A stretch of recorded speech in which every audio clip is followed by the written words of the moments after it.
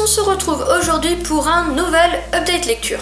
On va donc commencer tout de suite puisque j'ai pas moins de 3 romans et 2 bandes dessinées à vous présenter, sachant que les bandes dessinées je vais les présenter en même temps puisqu'il s'agit d'un tome 1 et d'un tome 2 d'une même série. Donc le premier livre dont je voudrais vous parler, il s'agit du tome 2 de Uglies qui s'appelle Pretties, écrit par Scott Westerfeld et paru aux éditions Pocket Jeunesse. Alors la lecture du premier tome de cette série, de cette pentalogie, remontait à il y a déjà quelques temps et je me suis lancée dans la lecture du tome 2 avec réellement que de vagues souvenirs des détails et de l'intrigue du tome 1. Ceci étant dit, j'ai vite retrouvé mes petits et je me suis vite retrouvée plongée de nouveau dans l'univers que nous a créé cet auteur. J'étais donc tout à fait ravie de retrouver Tally, que nous allons retrouver ici à New Pretty Town dans une situation quelque peu embarrassante, mais je ne vous en dirai pas plus car je ne souhaite pas spoiler ceux qui n'ont pas commencé cette série. Alors en fait, la série Uglies, de quoi parle-t-elle? Eh bien tout simplement il s'agit d'une dystopie, et comme dans la plupart des dystopies, une apocalypse a ravagé la Terre. On va dire une apocalypse qui ici est plutôt une sorte de catastrophe qui a été finalement produite par les humains tout simplement. Vous aurez les explications à la lecture, je ne vous en dis pas plus, même si très honnêtement j'ai trouvé que l'explication était peut-être un petit peu spécial. Je ne suis pas totalement convaincue, mais de toutes les manières ce n'est pas réellement l'important ici. L'important c'est que sur les ruines de notre civilisation qui se fait aujourd'hui appeler les rouillés puisque nous nous servions beaucoup du métal, etc. Eh bien sont recréées de nouvelles villes où l'être humain va vivre dans le respect complet de la nature. Donc les gens ne mangent plus d'animaux, n'abattent plus les arbres pour faire des constructions, etc. Ils se servent en fait d'une médecine hyper évoluée et d'une sorte de champ de force magnétique pour faire tenir leur construction. Là encore, je préfère vous laisser découvrir réellement par la lecture puisque l'auteur nous offre quelque chose de vraiment très travaillé et approfondi et ça vaut vraiment le coup de découvrir cet univers. Dans le premier tome, nous allons donc suivre 2 personnages, Shay et Tally, qui sont en fait des adolescents. Il faut savoir que à l'adolescence, eh bien, tant que vous n'avez pas atteint les 16 ans, vous êtes normal entre guillemets, c'est-à-dire comme vous et moi, mais vous êtes appelés des uglies, en gros, vous êtes moches. Ensuite, arrivé à l'âge de vos 16 ans, vous allez subir en fin de compte une opération chirurgicale qui va faire de vous un pretties et qui va faire de vous quelqu'un de tout à fait parfait en tout point, de beau, ce qui permet en fait dans cette nouvelle civilisation de ne plus avoir de différence entre les gens. Alors certes, on pourrait se dire que comme ça, c'est un univers aux intentions tout à fait louables, mais vous vous doutez bien que comme dans toute bonne dystopie, tout n'est pas aussi rose que ce que l'on veut bien nous faire croire. En tout cas, dans le tome 1, nous allons suivre Shay qui va décider de ne pas subir l'opération et de s'enfuir pour aller retrouver en fin de compte une sorte de faction rebelle. Nous allons aussi suivre l'histoire de Tally que je vous laisse découvrir. Et dans ce tome 2, nous allons plus nous pencher sur Tally et donc aussi sur la ville de New Pretty Town puisque dans le tome 1, nous sommes plus avec les rebelles, nous restons avec les Uglies. Et dans ce tome 2, nous allons passer beaucoup plus de temps donc dans la ville de New Pretty Town qui est la ville qui accueille finalement eh bien, les Pretties tout nouvellement formés entre guillemets. Cela permet donc d'y avoir aucun ennui puisque nous découvrons une deuxième facette de l'univers créé par l'auteur. Nous changeons totalement d'endroit en fin de compte dans cet univers. Nous découvrons encore plein de choses et sincèrement je ne me suis pas ennuyée une seconde. J'ai trouvé cette lecture totalement addictive. Nous rencontrons aussi d'autres personnages, sachant que celui de Tally, que nous avons déjà découvert dans le tome 1, gagne réellement à être connu et je dois avouer que la jeune fille est loin de m'avoir laissée indifférente dans ce second opus. Deuxième personnage que j'ai beaucoup apprécié ici, il s'agit du personnage masculin de Zane, qui lui aussi est un pretty et qui va devenir l'ami de Tally.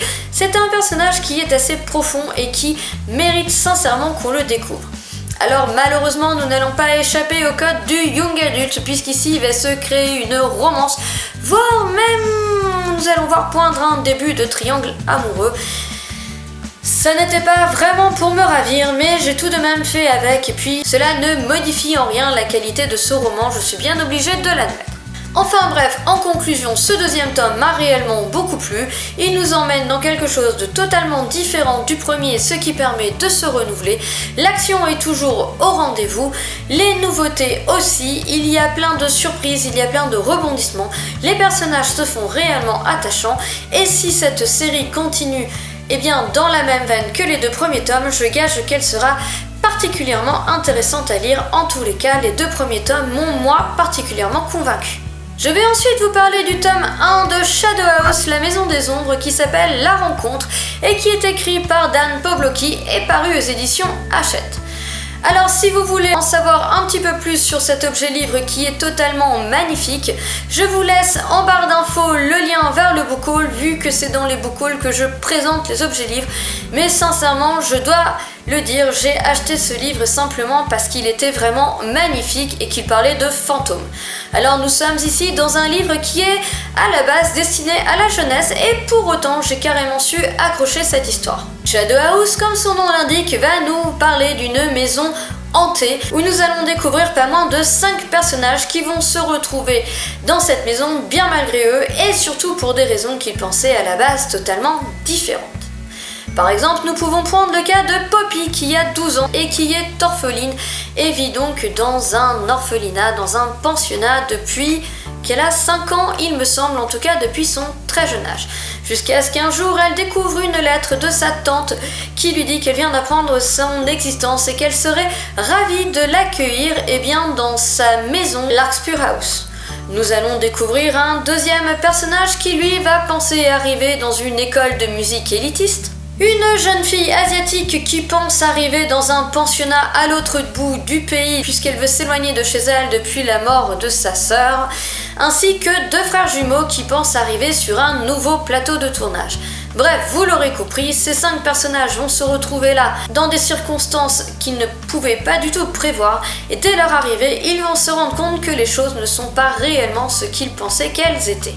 Alors nous avons ici affaire à une histoire, je pourrais dire, assez classique de maison hantée, mais pourtant je la trouve plutôt bien tournée, surtout au niveau de l'atmosphère qui est extrêmement bien rendue, d'une part par la plume de l'auteur qui sait vraiment s'y prendre, et d'autre part par les nombreuses illustrations qui parsèment le livre et qui sont totalement en relation avec l'histoire et qui nous permettent d'avoir un impact visuel très très fort, ce qui rend évidemment l'atmosphère encore plus prégnante.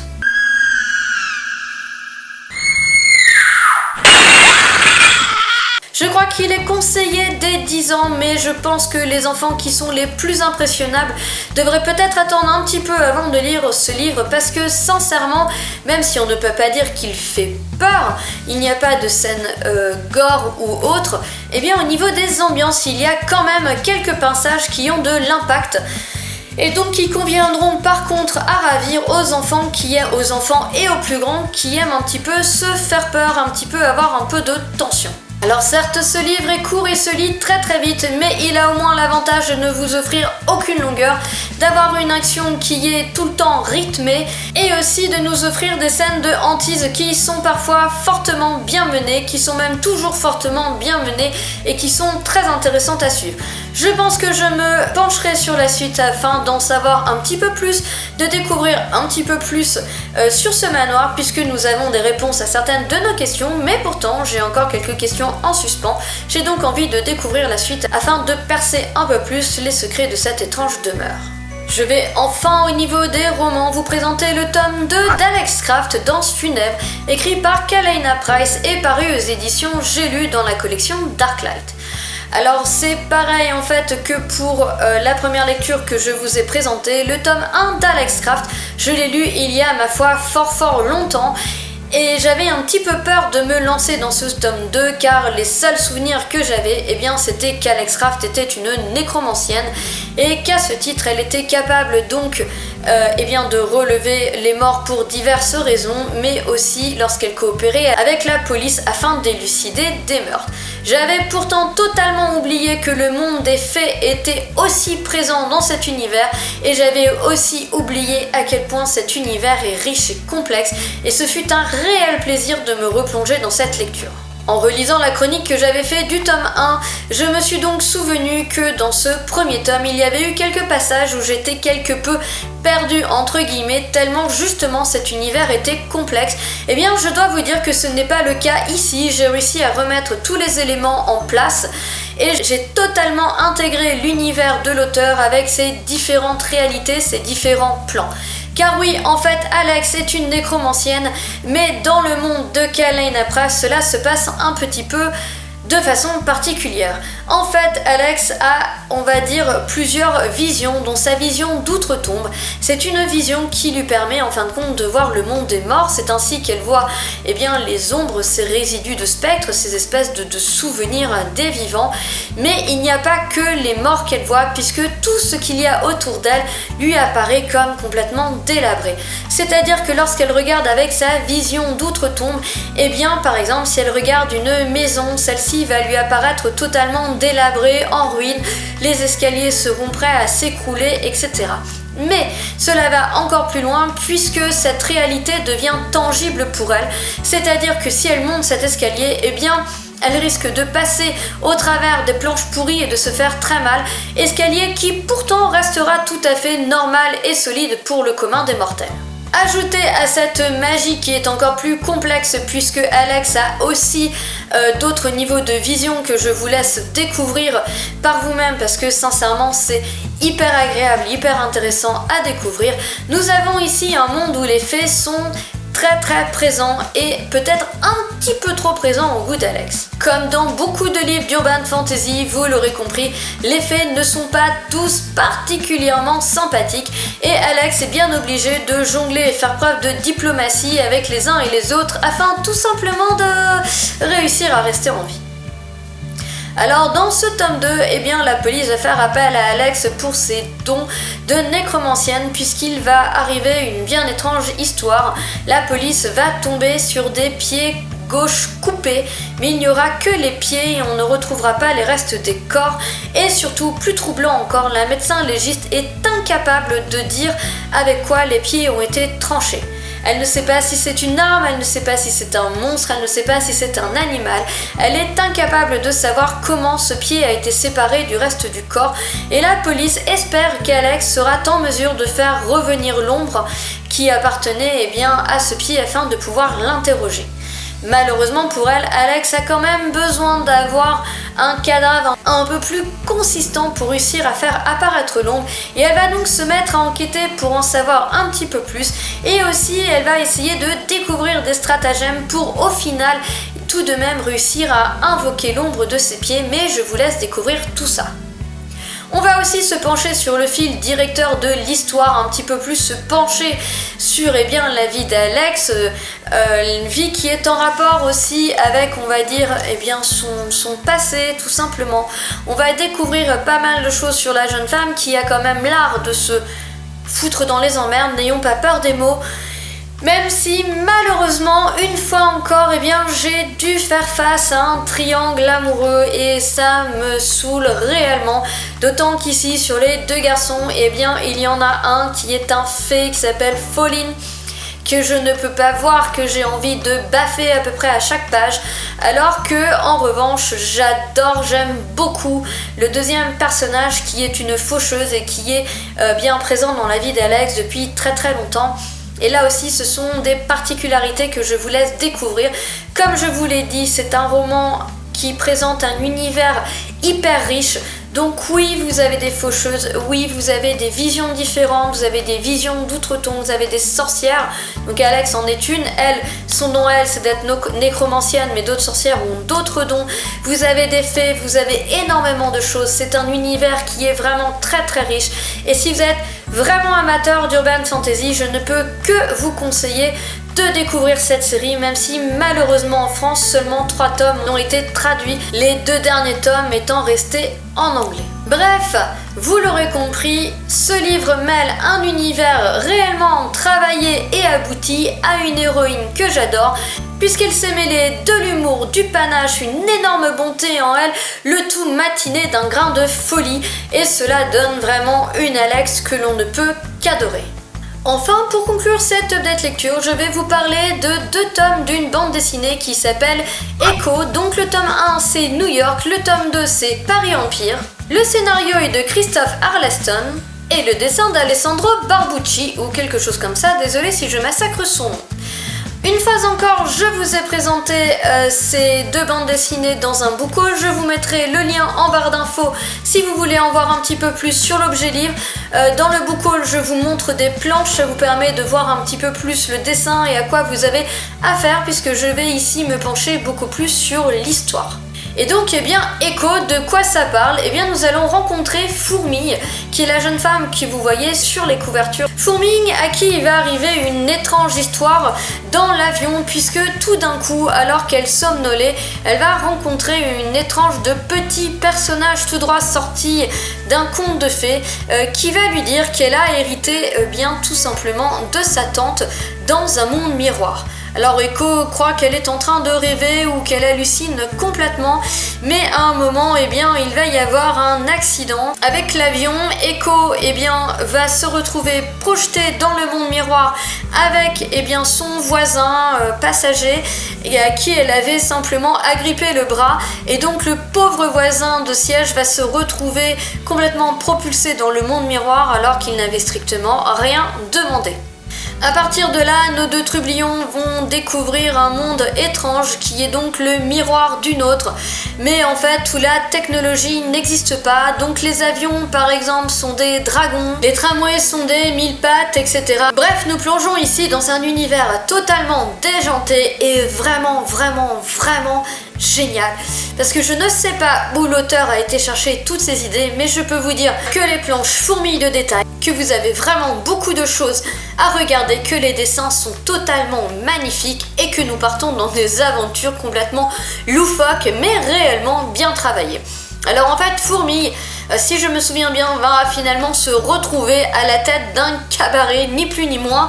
Alors elle qui débarque d'un autre monde se demande un petit peu ce qu'elle fait là et elle va essayer de se dépatouiller et nous allons suivre ses aventures de tome en tome. Et pour l'instant, honnêtement, ces 2 premiers tomes m'ont totalement captivé, aussi bien du point de vue du dessin que de l'univers qui est magnifique, que de l'intrigue qui est quand même bien travaillé. On ne s'ennuie pas, ce n'est pas creux, ce n'est pas le genre de bande dessinée où on remplit les bulles simplement pour remplir les trous. Si je devais faire une petite remarque par rapport à cette bande dessinée, c'est simplement que vous allez vite vous apercevoir que toutes les nanas que vous allez croiser dans ce livre, ce sont de véritables bombasses. Et voilà, c'est un petit peu caricatural. Était-il vraiment nécessaire de ne mettre que des bombasses là-dedans alors que les hommes de leur côté sont tout à fait, on va dire, classiques? Je ne suis pas sûre. Après, voilà, c'est une remarque que je me suis faite. Ça a dû m'embêter à peu près un quart de seconde et le reste du temps, je n'y prêtais pas attention puisque j'étais totalement plongée dans cet univers et dans mon histoire.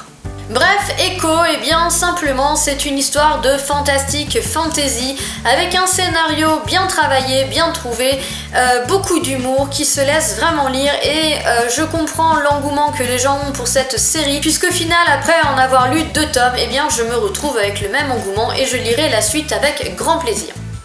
Voilà les amis, j'en ai fini avec cette update lecture. J'espère qu'il vous a plu. N'hésitez pas à laisser un petit pouce bleu si cela est le cas. Laissez-moi des commentaires si vous le souhaitez, ça me fait toujours plaisir. Dites-moi ce que vous lisez vous de votre côté. Donnez-moi des conseils de lecture si vous en avez. Bref, échangez avec moi. J'aime beaucoup ça. Et si vous voulez qu'on continue à se suivre, à se voir, n'hésitez pas à vous abonner. Sur ce, je vous souhaite à tous une très bonne journée, de très belles lectures et je vous dis à bientôt. Ciao, bye.